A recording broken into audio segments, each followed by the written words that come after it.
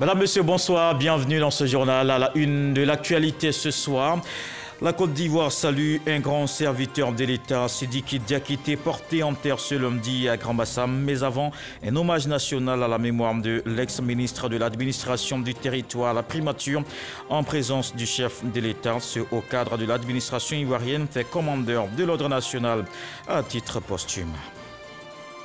Dernière semaine avant la présidentielle du 31 octobre, 12e jour de campagne électorale ce lundi, les candidats, leurs partisans accentuent les messages de mobilisation des populations sur le terrain.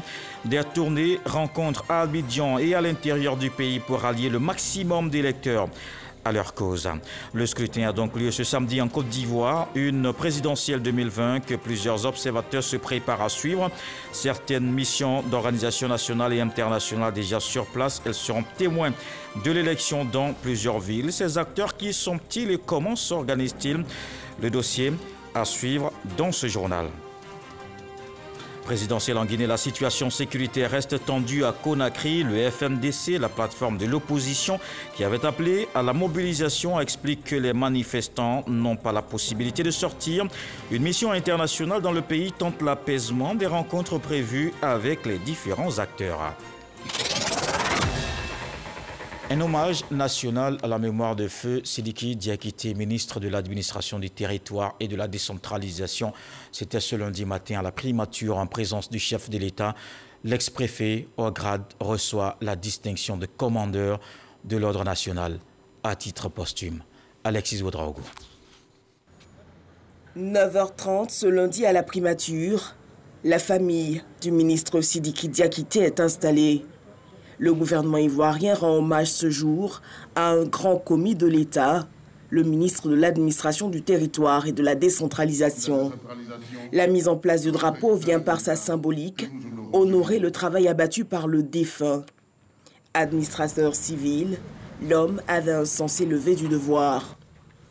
Tour à tour, membres du gouvernement, présidents d'institutions, corps diplomatique, famille, s'inclinent sur la dépouille. 10 heures, le chef de l'État Alassane Ouattara, à ses côtés son épouse, arrive, accueilli par le chef du gouvernement. En heure militaire, avant la mise en place de la dépouille. Sidiki Diakité cumulait plus de 30 années de vie administrative au service des populations. Alassane Ouattara et son épouse s'inclinent sur sa dépouille. Suivra le chef du gouvernement. Titulaire de nombreuses distinctions nationales et internationales, Sidiki Diakité a été élevé ce jour au rang de commandeur de l'ordre national à titre posthume. Au nom du président de la République et en vertu des pouvoirs qui nous sont conférés, nous vous faisons commandeur de l'ordre national à titre posthume et nous remettons les insignes de votre grade à votre famille. Et c'est le préfet de la région du Poro, préfet de Korogo, qui raconte l'homme. Pour le grand croyant musulman qu'il était, mourir un vendredi, jour de la grande prière, est hautement simple. Administrateur chevronné, il a été. Médiateur social, il le fut. Le préfet Sidiki Diakité fait partie de la phalange du corps préfectoral qui a fortement contribué à la résorption de la fracture sociale après la crise de 2002. À Touba, où il a pris service à la faveur du redéploiement de l'administration en 2007, il a su remettre sur pied l'administration publique, redonner confiance aux populations, réorganiser et rendre fonctionnels les services de santé et le système éducatif pour le grand bonheur des enfants. À Abidjan, où il a officié en qualité de préfet, son mode de gestion des conflits, qui allie à la fois application rigoureuse des textes, présence sur le terrain, négociation avec les partis et sensibilisation des populations, le tout, Monsieur le Président, dans une discrétion totale, qui, au demeurant, est la marque de l'efficacité et qui fait de son approche une doctrine de management administratif que les nouvelles générations devraient s'approprier. L'éloge funèbre est dite par le général Vagondo. C'est un devoir redoutable cher aîné Sidiki Diakité, auquel tu me soumets aujourd'hui. Un honneur pénible pour moi de prononcer ton oraison funèbre. Le ministre Diakité est un soldat mort au front pour sa patrie. L'organisation des élections et le dialogue politique l'ont mobilisé jusqu'au dernier souffle. Ce mercredi 21 octobre 2020, soit 48 heures avant son brusque départ, il était encore aux manettes du dialogue politique, comme pendant exactement 32 ans, 9 mois et 21 jours où il a été au service de la Côte d'Ivoire. Honneur militaire.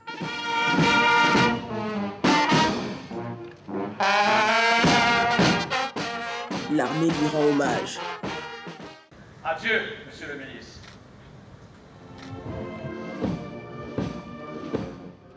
Après de longues années consacrées au service de la nation, son corps a été remis à sa famille.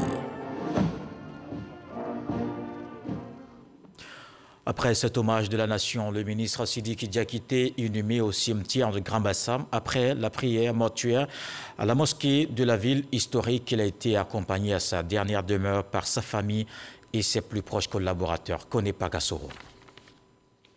Dans ce cercueil se trouve le ministre de l'administration du territoire et de la décentralisation, Sidiki Diakité. Décédé le vendredi 23 octobre dernier, il a eu droit ce lundi à la grande mosquée de Grand Bassam à la prière mortuaire. Prière officiée par le guide suprême de la communauté musulmane des Côtes d'Ivoire, président du COSIM, Cheikh Aïma Traoré Mamadou. C'était en présence du président de la République, Alassane Ouattara, et des membres du gouvernement.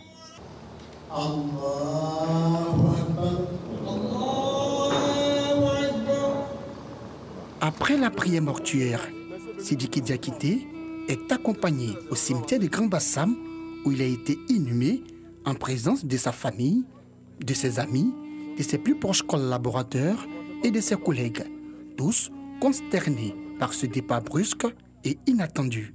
Jusqu'à sa mort, il s'est battu. Je puis dire que c'est presque au combat qu'il est tombé.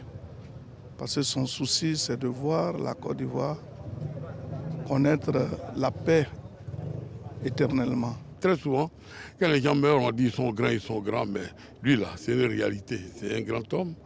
Il est mesuré, il ne choque jamais. Toujours un petit sourire, même quand tu lui exposes un problème, bon, il a un petit sourire pour t'encourager et tout ça. J'ai été frappé par sa grande humilité, sa connaissance de l'homme et surtout sa capacité à travailler en tant que grand serviteur de l'État en réglant les problèmes sans bruit, mais de façon efficace. C'était vraiment un homme de cœur qui avait une rigueur silencieuse.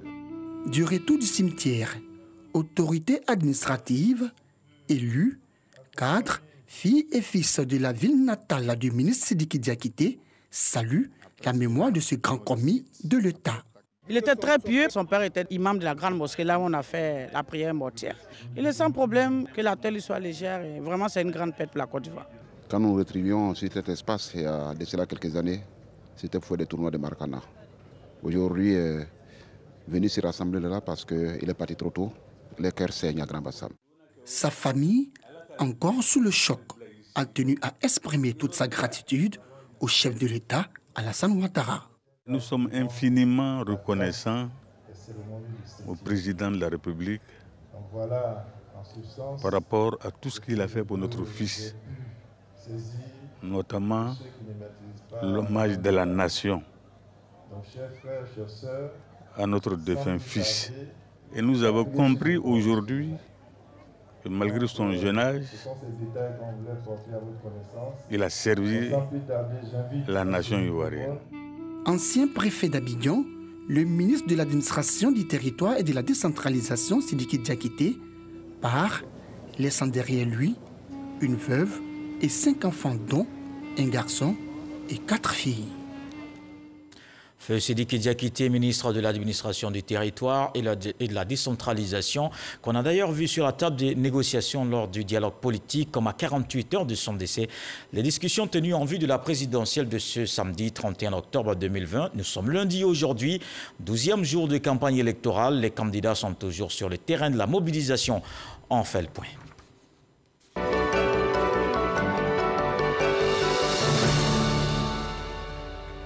Le candidat indépendant Kwadio Konan-Bertin se lance à la conquête des électeurs des villes du Grand Nord. Il était hier dimanche dans la capitale de la Bagoué, à Boundiali, qu'Akabe compte ratisser large pour sa victoire. Ami Sissoko, Flora Baloguei. Kwadio Konan-Bertin est à la conquête des électeurs du nord du pays. La première étape de ce périple électoral, Boundiali, capitale de la région de la Bagoué, ville située à plus de 600 km d'Abidjan.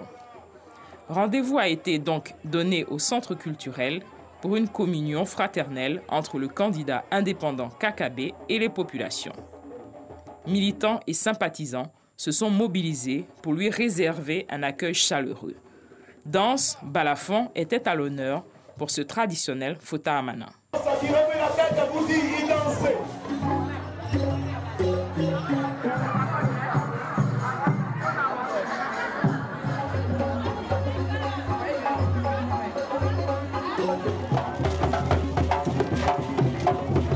Kwadio Konan-Bertin a livré à l'assistance un message d'apaisement, de réconciliation et de pardon, avant d'inviter chacun à se mobiliser pour lui apporter son suffrage samedi prochain. Depuis le 2002, vous avez constaté qu'il n'y a que nos frères du RDR qui viennent s'adresser à leurs parents sans que les autres ne viennent.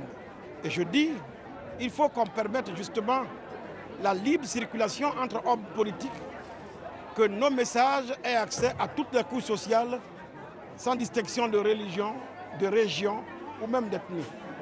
Il est bon que nous puissions donc fraterniser. Voici l'essentiel de mon message, qui tourne donc autour de la réconciliation. Tant que nous ne serons pas unis, il nous sera difficile de reconstruire notre destin, notre avenir. C'est pourquoi j'exhorte à ce qu'on aille à la paix. Les hommes politiques doivent agir de telle sorte que plus jamais on ait recours aux armes pour nous faire entendre. C'est là aussi le sens de ma démarche et de ma candidature. Et le candidat Kakabe d'ajouter. Quand quelqu'un devient président, il devient président de tout le monde. Il doit protéger tout le monde, soigner tout le monde, nourrir tout le monde et mettre les enfants de tout le monde à l'école. C'est ça qu'on appelle président. On ne règle pas les problèmes d'un pays avec fusil. Au moins, les jeunes là, il faut leur donner le pays, ils vont construire le pays. C'est le temps des jeunes maintenant. Mettez les vieux de côté. Je suis candidat parce que le temps des jeunes est arrivé. Nous, on va avancer. Le candidat indépendant Kwadio Konan-Bertin affirme s'inscrire dans la droite ligne des idéaux du père fondateur de la Côte d'Ivoire moderne, Félix Houphouët-Boigny. Il promet, une fois élu, mettre tout en œuvre pour redonner à la Côte d'Ivoire son rayonnement d'antan et ramener le pays sur le chemin de la fraternité, de la cohésion sociale et du progrès. Le RHDP était en meeting à Grand-Bassam et Yopougon. Les représentants du parti ont prôné la paix et la cohésion sociale. Viviane Aïmé. Samedi 17 octobre, grand meeting à Grand-Bassam. Le RHDP a démontré sa vivacité et sa force de frappe dans le sud Comoé. Ils étaient là, autorités coutumières, élus, cadres, hommes, femmes, jeunes et même personnes du troisième âge pour manifester leur soutien au candidat du Rassemblement des Oufouettistes pour la démocratie et la paix, le président Alassane Ouattara. Le directeur national de campagne, le ministre d'État Patrick Hachi, a exhorté les militants et les habitants de Grand-Bassam à sortir nombreux le 31 octobre pour voter Alassane Ouattara, le candidat de la Côte d'Ivoire solidaire, unie et meilleure. Nous avons une Côte d'Ivoire qui est tombée dans les bas-fonds en 2010, qu'on a ramassé par terre et qu'on a fait monter jusque là il est aujourd'hui.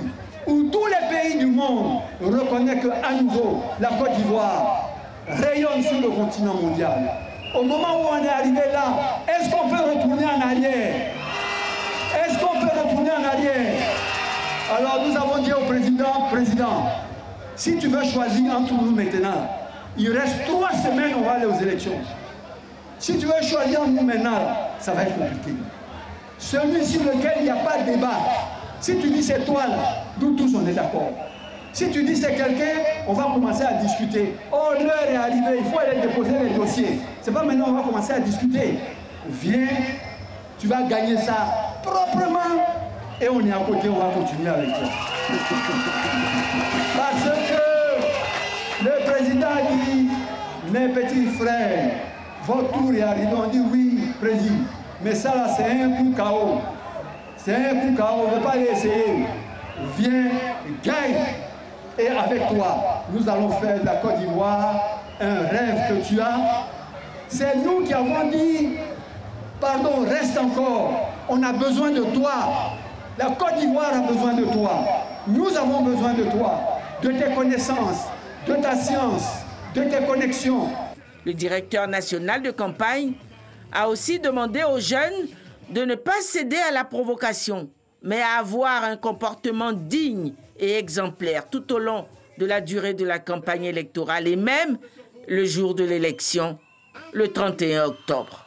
Lundi 19 octobre, au Yopougon, ce sont des milliers de personnes qui ont pris d'assaut la place CP1 pour démontrer leur soutien au candidat du RHDP pour toutes les actions qu'il a posées au profit des populations ivoiriennes.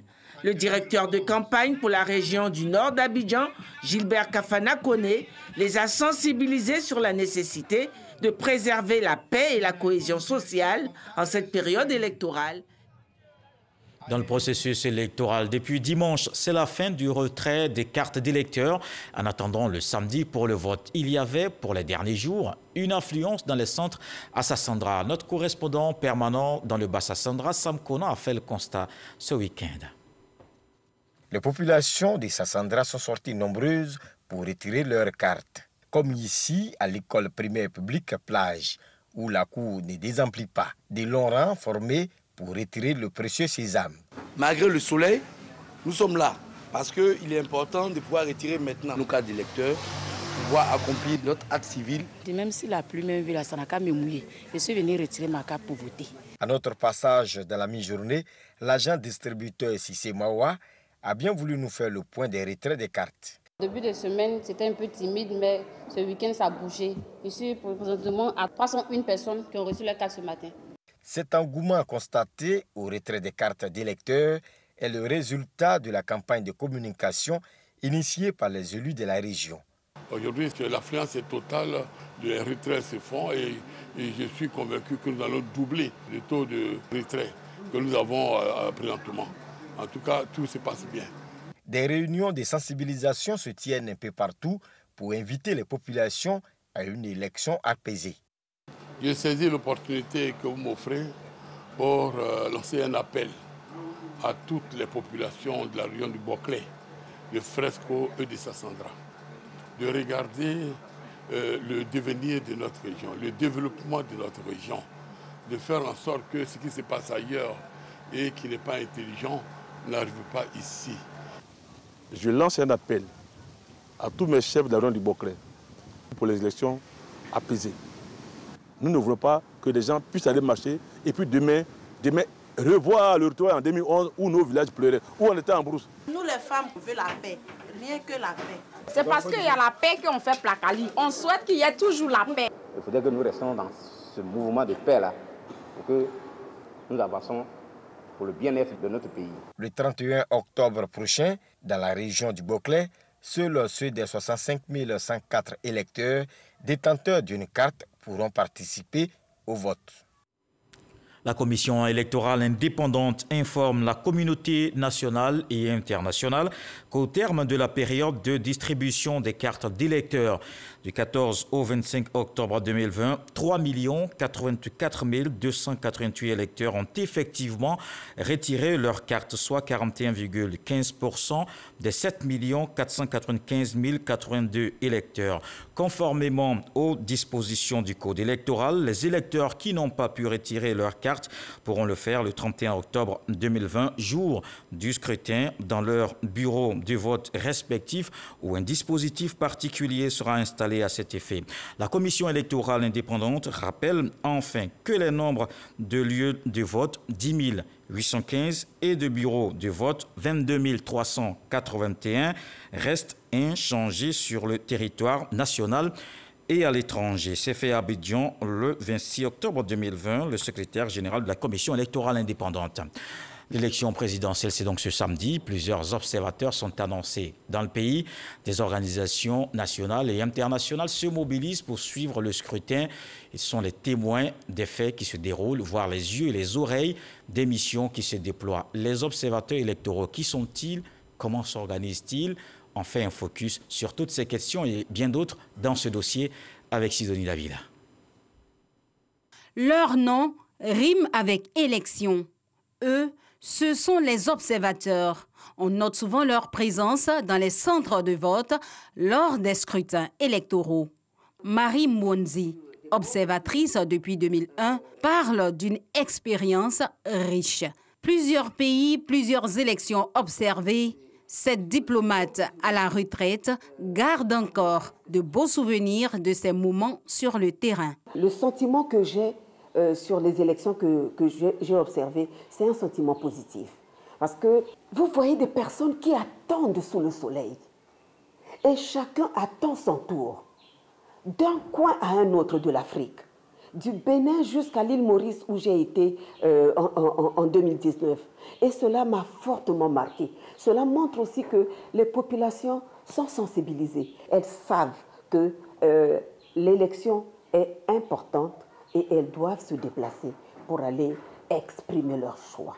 Dans le cas de la présidentielle ivoirienne du 31 octobre, plusieurs missions le sont déjà ou s'apprêtent à investir le terrain. L'Union africaine est spécialiste des observations électorales. Pour cette année en Côte d'Ivoire, 44 observateurs internationaux seront déployés sur le territoire ivoirien. Nous avons également un partenaire, c'est EISA.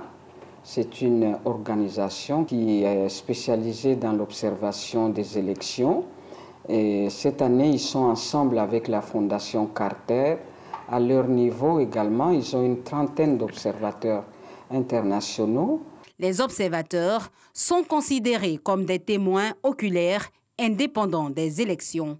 Leur rôle est important dans l'évaluation des scrutins. L'observation électorale a pour but d'assurer un processus électoral équitable, de contribuer à assurer l'intégrité du processus et surtout de faire respecter les concepts clés d'élection démocratique. L'observateur, c'est la personne qui est là, qui entend, qui voit, mais qui ne parle pas. Vous avez votre calepin, vous notez ce que vous pensez être peut-être pas correctement fait. En règle générale, on note deux types d'observation. L'observation long terme et l'observation court terme. Dans une mission d'observation des élections, il y a d'autres activités qui sont menées avant l'observation comme telle. Ces observateurs qui sont déjà sur le terrain font quoi? Ils sont formés, ils se spécialisent, ils se déplacent, ils vont déjà sur le terrain, ils prennent des contacts. Nous sommes engagés dans un processus d'observation long terme qui a démarré depuis mars 2020 et qui courra jusqu'à fin 2021. Donc dans cette période-là, tout ce qui est dynamique socio-politique de façon globale, nous observons ça. Les observations relevées au cours de leur travail sur le terrain sont aussitôt remontées au bureau central de la mission qui les envoie. C'est donc sur la base des différentes appréciations que les missions d'observation produisent leur communiqué final. Les problèmes qui seront relevés dans le cadre de ces élections présidentielles seront remontés à l'administration électorale pour que ces problèmes soient corrigés pour les autres étapes du processus. Au cours des dernières années, les missions d'observation d'élections se sont multipliées dans le monde. Si dans le passé, l'observation électorale laissait place à une certaine improvisation, l'ex-diplomate reconnaît qu'un plus grand professionnalisme caractérise dorénavant ce type d'intervention. Avec des formulaires, vous imaginez, nous écrivions et donc ça prenait beaucoup plus de temps. Donc on gagne en temps maintenant avec les tablettes que nous utilisons et nous allons beaucoup plus vite. La technologie aide les observateurs parce que vous êtes localisés même. Cela dit, n'importe qui ne peut être observateur. Leur profil, ce sont des personnes qui doivent avoir un cursus, disons, de haut niveau. Généralement, ce sont des personnalités, des cadres qui travaillent dans leur pays. On peut voir des députés, parfois on a des sénateurs, on a aussi des anciens ministres qui ne sont plus en fonction. Disons, d'une manière générale, ce sont des hauts fonctionnaires qui sont formés, outillés pour observer une élection. Aux observateurs nationaux se joignent d'autres qui proviennent de pays étrangers, d'ONG internationales et d'organisations comme l'Union européenne, l'Union africaine, l'Organisation internationale de la francophonie, pour ne citer que ceux-là. Cependant, tous n'observent pas de la même manière. La francophonie va axer son appui à l'Observatoire national du scrutin en appuyant la société civile et le Conseil des droits de l'homme. Ce n'est pas une observation classique, c'est une observation basée sur les droits de l'homme. C'est-à-dire que nous voulons nous rassurer que les citoyens ont les bonnes informations à l'effet de leur permettre de faire les bons choix. Sur le terrain, les observateurs notent une bonne collaboration entre les différentes missions. Nous travaillons en synergie avec d'autres missions qui nous sollicitent ou qui nous solliciteraient. Nous sommes disponibles pour collaborer avec ces organisations. Les budgets, selon certains experts, alloués à ces opérations sont généralement élevés. Les missions d'observation sont dirigées par un chef de mission qui coordonne le travail des observateurs. Ce chef est entouré d'une équipe de coordination composée d'experts électoraux, juridiques, d'experts des médias, de la logistique, de la sécurité et bien d'autres. Sur la même question, la Commission électorale indépendante invite les organisations de la société civile, les organismes nationaux et internationaux accrédités à participer à l'observation de l'élection du président de la République du 31 octobre 2020 à une réunion d'information le mardi 27 octobre 2020, demain, à partir de 15h à l'espace Latry, ici aux Deux Plateaux, Carrefour d'Incan. Au regard de l'importance de cette séance d'information, la CEI prie chaque structure concernée de se faire représenter par 2 personnes. Voilà pour les échos de la présidentielle ce soir.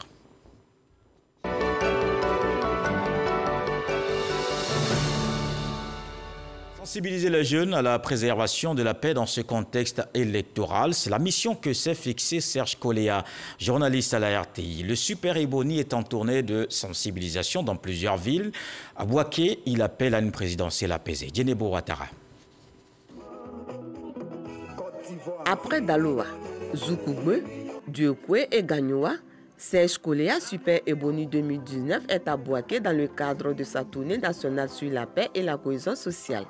À Bouaké, c'est le quartier Koko qui a abrité cette étape de la caravane qui a pour thème « Jeunes, engage-toi pour la paix en Côte d'Ivoire ». Devant les jeunes, le journaliste à la radio-télévision ivoirienne RTI a expliqué l'importance de la paix et comment la préserver. Nous demandons aux jeunes de ne pas être des vecteurs de violence, de ne pas être des acteurs de la haine et de la division. Il faut que les jeunes refusent d'écouter les incitations à la violence, les incitations à la haine qui sont distillées ça et là depuis quelque temps. Les autorités et les populations de Bouaké saluent cette action qui invite la jeunesse à contribuer à la consolidation de la paix. Cette caravane est la bienvenue. La mairie ne pouvait pas rester en marge. Nous souhaiterions vraiment que la population puisse vraiment écouter et mettre vraiment en pratique toutes les sensibilisations. C'est ça la paix. Nous ne voulons plus la guerre. À partir de maintenant, nous ne voulons plus la guerre. Ça suffit. Pour les hommes politiques, ça suffit. Donc nous remercions Serge Olia pour son action bien posée. Nous sommes d'accord. La caravane du Super Ebony pour des élections apaisées a été lancée depuis le 6 octobre dernier. Prochaine étape de cette caravane, Bonoa, Anyama, Yopougon et Abobo dans le district d'Abidjan, les jours à venir. La paix en Côte d'Ivoire, un vœu cher à tous, comme la fin de la Covid-19. On continue donc d'observer les gestes barrières.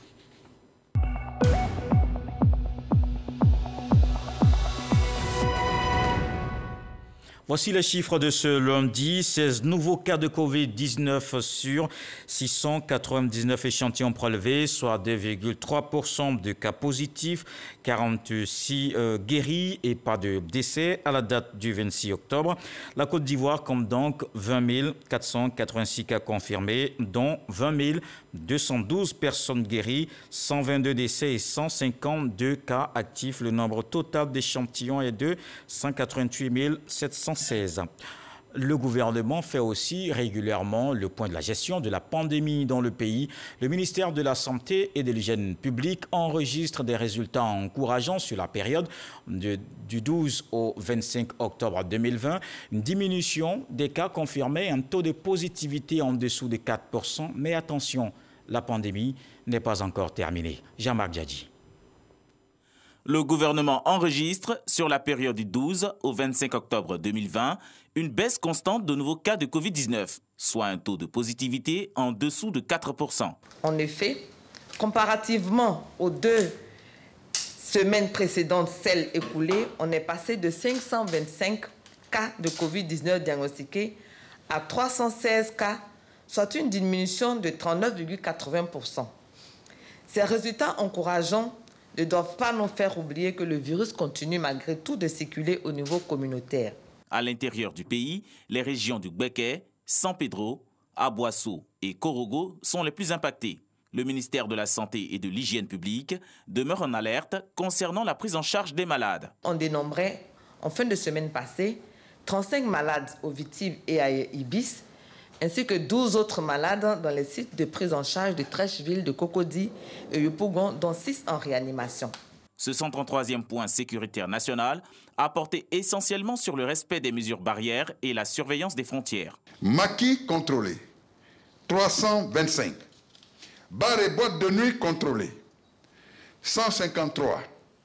Restaurants contrôlés, 173. Hôtels contrôlés, 135, soit un total de 786 établissements visités et contrôlés. Le constat demeure malheureusement le même, l'inobservation regrettable des mesures sécuritaires et sanitaires. Le porte-parole invite les concitoyens à respecter les dispositions en vigueur, notamment en cette période électorale. Il nous paraît indiqué, en cette période sensible de campagne électorale, d'inviter à nouveau, au nom de Monsieur le ministre de la Défense et de la Sécurité, tous nos concitoyens à la vigilance, voire à la prudence. Les populations sont invitées à fréquenter les structures de santé publique en cas de nécessité ou pour tout autre besoin de santé en cette période de crise sanitaire due à la Covid-19. Le centre de santé de Ndoufouk-Kankro, c'est dans le département de Bois-Flair. Désormais, une ambulance, un soulagement pour les populations de la localité. L'engin remis aux bénéficiaires par le ministre Adama Kone. Kwadjo Kwame. Joie indicible des populations de la sous-préfecture de Ndoufouk-Kankro, département de Bois-Flair, en réceptionnant l'ambulance affectée à leur centre de santé. Ndoufouk-Kankro est un ensemble de 21 villages regroupés sur 8 sites. Situé à 15 km de son chef-lieu de département, Bois-Flair, l'évacuation des malades était source de nombreux malheurs, souvent fois. À défaut de moyens, c'était utiliser la verrou. Normalement, ce qui est plus quantifié, c'est les décès maternels. Nous sommes arrangés, on a un score, on n'a pas dépassé plus de 10 par an. Mais cette année, nous sommes à pratiquement 8 à 9. Une femme qui devait être évacuée depuis Banofla au CHR de Bois-Flair. l'ambulance était en panne ce jour-là. Le temps de trouver un moyen de transport, le pire est arrivé. Pour le ministre Kone Adama, le président de la République vient de tenir sa promesse en offrant cette ambulance qui préservera à coup sûr des vies humaines, avant d'exhorter les bénéficiaires de ce véhicule de transport des malades et des blessés à en faire très bon usage. Le président de la République, soucieux du bonheur de sa population, soucieux du bien-être de la population, nous a demandé de venir ce jour pour venir vous présenter cette ambulance. La deuxième ambulance est destinée au centre de santé de Kpakpabo sur l'axe Boisflé-Zuenoula. La cérémonie de remise de cette ambulance se fera à une date ultérieure. Allant dans la région de Lamé, le ministre d'État Patrick Achi était en tournée dans le département d'Alépé. Le président du conseil régional a procédé au lancement de plusieurs actions de développement, construction de collèges, de centres de santé, de foyers des jeunes, des projets qui verront le jour dans plusieurs sous-préfectures, notamment Grand Alépé et Danguira. Mamadou Kwasi. Dans quelques mois, sortira de terre ici le lycée moderne de Danguira, une sous-préfecture du département d'Alépé. En lançant les travaux de cet établissement, le président du conseil régional de Lamé, le ministre Jérôme Patrick Achi, répond à une préoccupation des populations, celle de voir les enfants fréquenter sur place auprès des parents. En plus du lycée moderne, les ministres Patrick Achi et Joseph Seka ont lancé les travaux de construction du foyer des jeunes de la localité. Des infrastructures qui viendront renforcer la politique de développement du département d'Alépé. Une des choses effectivement les plus importantes, c'est de s'occuper de nos jeunes. Ils représentent plus de 70% de la population. Donc, il est important que nos jeunes puissent avoir un lieu où, effectivement, ils puissent se réunir, ils puissent échanger des informations. Il puisse y avoir des centres numériques avec des ordinateurs, avec l'accès à Internet. Avant la fin des travaux, cette localité reçoit une ambulance médicalisée de la part du conseil régional. Le ministre d'État, secrétaire général de la présidence de la République, a rassuré la population de la poursuite de tous les projets de développement pour améliorer davantage leurs conditions de vie. Mais la réalisation de ces projets de développement passe nécessairement par un climat social apaisé. C'est pourquoi le président du conseil régional de Lamé a exhorté la population à préserver la paix et au renforcement de la cohésion sociale. Après Danguira, la délégation s'est rendue dans le village de Kodiossou pour lancer les travaux de plusieurs infrastructures de développement. Des infrastructures qui concernent l'éducation, avec un collège de proximité, et la santé, avec un centre de santé intégré. Ici également, comme à Yapokwa, le ministre d'État, Jérôme Patrick Achi, a invité ses administrés à la culture de la paix et à favoriser une période électorale apaisée, avec la promotion des valeurs du pardon et du vivre ensemble. Le développement est aussi en marche dans l'ouest du pays. On va le voir avec Didier Nguessan. La ministre Anne Désiré Ouloto accompagne les femmes de la région du Cavali. Réunies en coopérative dans les départements, elles développent les exploitations agricoles. C'est un projet du conseil régional. Une récolte de riz dans le village de Nézobli, département de Toulepleu, en compagnie de la présidente du conseil régional du Cavali, Anne Désiré Ouloto, initiatrice du projet d'autonomisation des femmes actives et solidaires, PAFAS. Cette phase pilote du projet porte également sur la culture du manioc et concerne 3 autres localités. Nizaon à Taï, Zané à Diglo et Tenou à Bleu-le-Quin.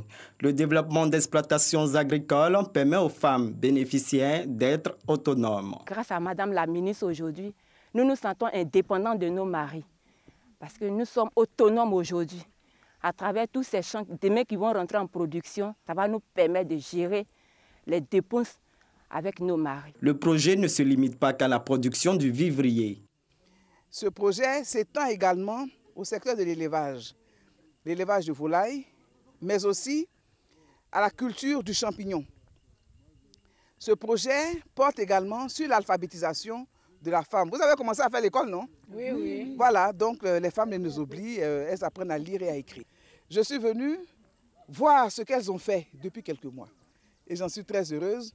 Voici le fruit de leur travail. C'est tout simplement merveilleux. Le PAFAS va durer 4 ans. À terme, 319 hectares de terres agricoles seront mis en valeur.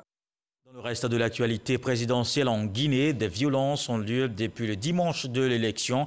La situation sécuritaire reste tendue à Conakry. Le FNDC, la plateforme de l'opposition qui avait appelé à la manifestation à partir d'aujourd'hui, explique que les manifestants n'ont pas la possibilité de sortir. Une mission de la CEDEAO, de l'Union africaine et de l'ONU tente l'apaisement au cours d'une journée de dialogue avec les différents acteurs.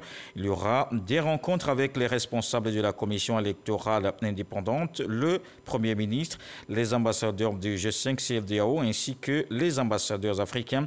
Au programme aussi des rencontres avec Alpha Condé et Cellou Dalein Diallo.